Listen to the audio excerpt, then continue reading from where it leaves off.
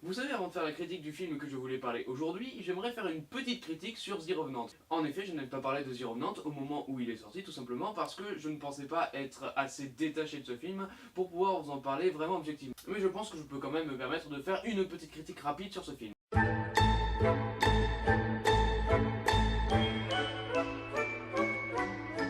Donc du coup, The Revenant est un film que je n'avais pas énormément envie de voir à la base et qui s'est révélé être finalement pas trop mal, mais qui n'est quand même pas extraordinaire. Pour commencer par les points positifs, déjà c'est sûr qu'il y a un certain jeu d'acteurs. C'est vrai que DiCaprio joue très bien et que le reste du casting n'est pas trop mal. Ensuite, niveau scénar, ça peut aller. Niveau effets spéciaux, c'est très bon. Franchement, la scène avec l'ours est époustouflante et je sais toujours pas comment ils ont fait. Et le moment que j'ai particulièrement apprécié dans le film, c'est un plan séquence de 1 minute qui se déroule pendant une bataille et qui passe de personnage en personnage en fonction de qui tu quittes. Et ce plan séquence est vachement intéressant et rend la bataille encore plus immersive et je l'ai trouvé vachement sympathique.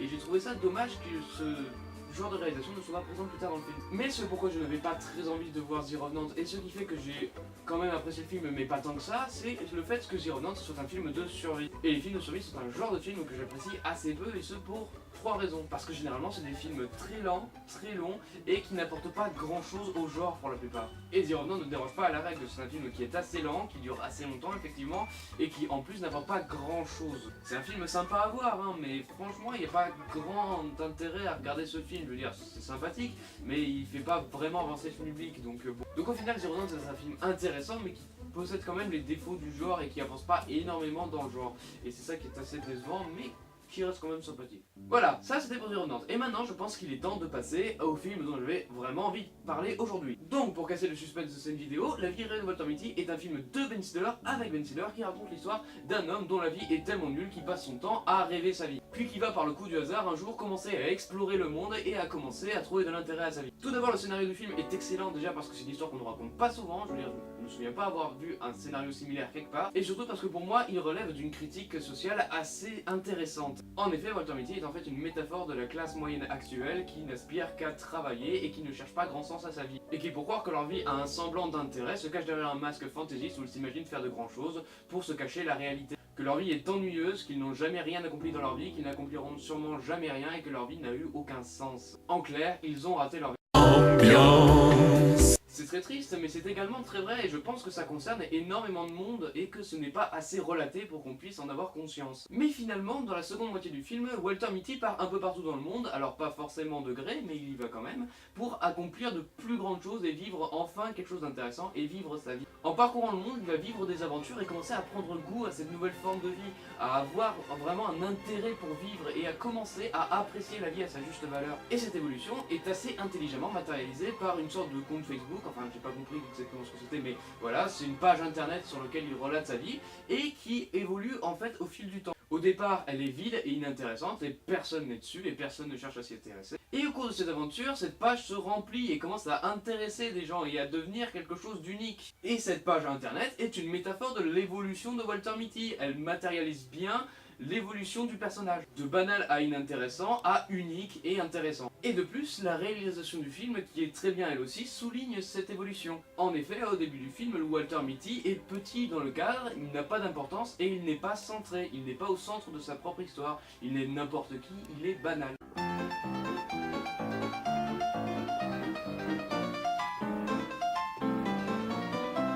Et quand le cadre lui donne de l'importance, il est dominé par les autres personnages et n'a aucune importance.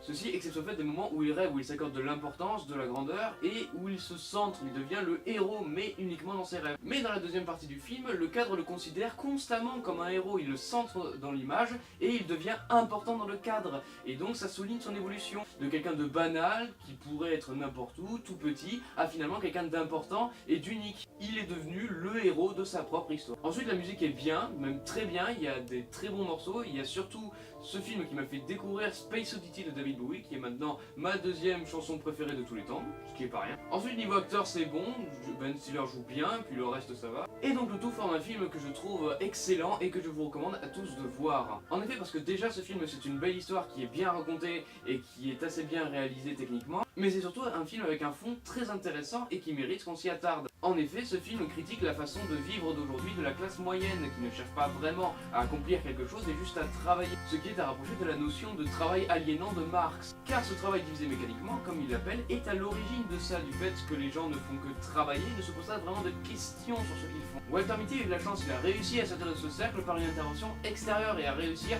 à se poser des questions sur sa vie. Mais combien de ces personnes ne se poseront jamais cette question? Combien de ces personnes se réveillent le matin sans vraiment savoir ce qu'elles vont faire de leur journée, à part travail? Combien de ces personnes travaillent toute la semaine juste pour pouvoir se nourrir et nourrir leurs enfants et pour avoir de maigres vacances à la fin de l'année? Combien de ces personnes vont au travail directement après s'être levées et se couchent directement après en être revenus sans avoir du temps pour eux-mêmes ou pour se divertir? Combien de ces personnes réalisent à la cinquantaine qu'elles n'ont jamais rien accompli, qu'elles n'accompliront jamais rien, que leur vie a été inutile et dénuée de sens? Walter Mitty est un hommage à ces personnes-là, une invitation à prendre du recul sur sa vie et à se poser une question sur le sens de la sienne. Et c'est en ça que ce film est excellent pour moi. Cette dénonciation de cette manière de travailler me fait vraiment du bien parce que tout simplement on ne la voit pas assez et parce que c'est quand même quelque chose de vachement vrai. Et c'est aussi ça qui fait que ce film est excellent, parce que ce fond est vraiment intéressant et parce qu'il n'est pas vraiment très représenté dans le domaine du cinéma. Je peux me tromper, mais sur tous les films que j'ai vus, je n'ai pas vu énormément qui parlaient de ce sujet. Et donc on peut rapprocher ce film de Fight Club qui traite le sujet de façon différente,